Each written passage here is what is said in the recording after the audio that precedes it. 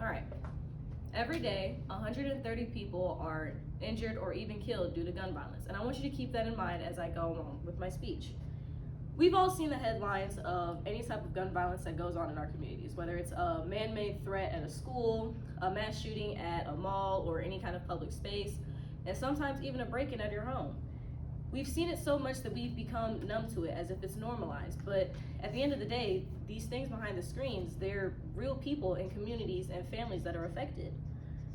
People, they believe that they shouldn't have to be scared of going to school and learn, or have to go shop, or even just having to sleep at night in their own home without fear of somebody breaking in. And that's where guns come in, because people think of it as either a first result of hurting somebody or an absolute last result to defend themselves, which is where gun control is a very controversial issue due to people pretty much having their own opinions due to the Second Amendment. Now, for context, the Second Amendment is the right to bear arms or to own guns simply.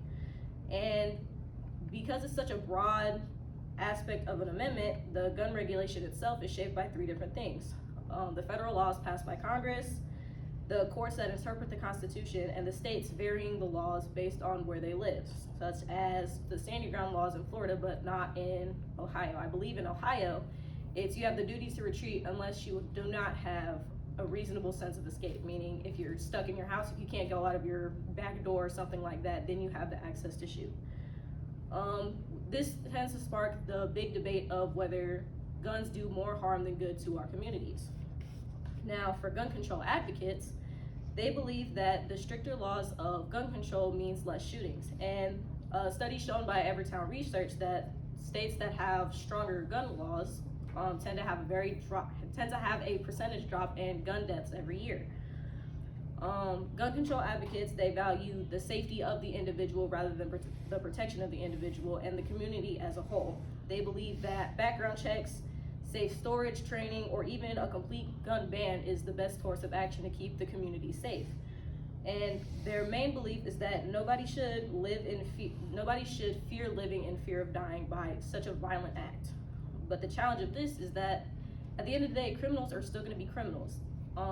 And having such stricter gun laws can cause a spike in unregistered guns, or even unregistered guns, or even a spike in people having a gun without a concealed carry permit, which also sparks another argument of if this is for the greater good of the community or to the punishment of other people. Now, the argument that gun rights advocates go for is that they have the right to bear arms due to the Second Amendment, but they also emphasize the broadness of the Second Amendment, which they believe that gives them the right to individual interpretation. They believe that self-defense is a right, no matter whether it's lethal or not. And the NRA also agrees that self-defense with a gun or any kind of weapon is the best course of defense if the police are not able to get to you in a timely manner, like if you're living in the countryside where it takes anywhere from 6 to 20 minutes for a dispatch to come. They believe that being a trained or law-abiding citizen is more part of the solution rather than the problem. And a study done by Pew Research also agrees that guns equal more protection rather than the problem. But the challenge of this is that there's still the argument of gun misuse, people that are not trigger trained or have really bad anger issues and then just choose to shoot anyways, or even accidental shootings, such as a personal experience of mine where my siblings were playing with guns and they ended up shooting their friend in the face. Yeah, not fun at all. And a lot of the time they see these issues going along, but they choose not to say anything so as they can have their own guns, which is a very problematic thing, because if you see what's going on in the world, what's really going on here? But you can understand both sides of it, because at the end of the day, they both want to prioritize the safety and the defense of each other, but they tend to prioritize and define it differently. Such as gun control advocates, they want the safety of the greater community rather than gun rights. They want the safety of themselves.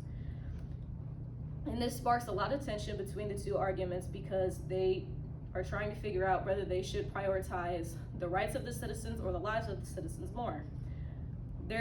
there could be solutions to this problem, such as frequent background checks, red flag laws, or something I came up with, having the gun pre-registered and then having the person's carry permit, their name and ID attached to the gun once it's purchased.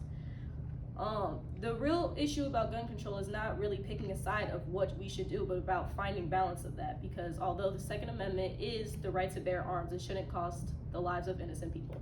Thank you. How long was it?